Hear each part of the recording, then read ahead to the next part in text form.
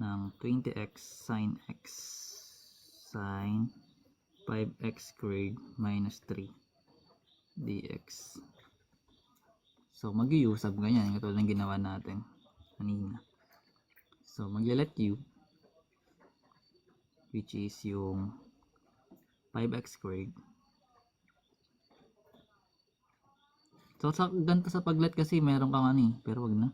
Basta let ka na lang ng 5x squared minus 3. Then du equals, derive mo lang 10x dx.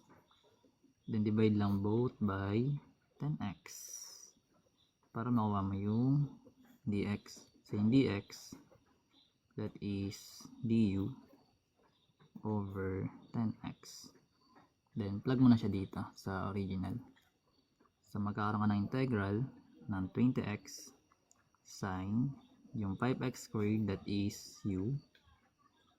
Then yung dx natin magiging du over 10x.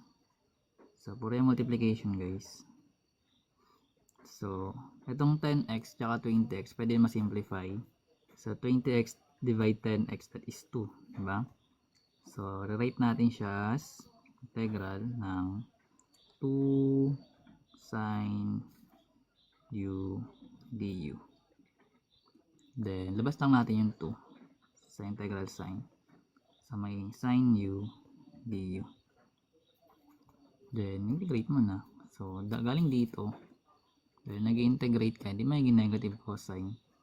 So magkakaroon ka ng 2, then negative cosine u na lang, then plus c.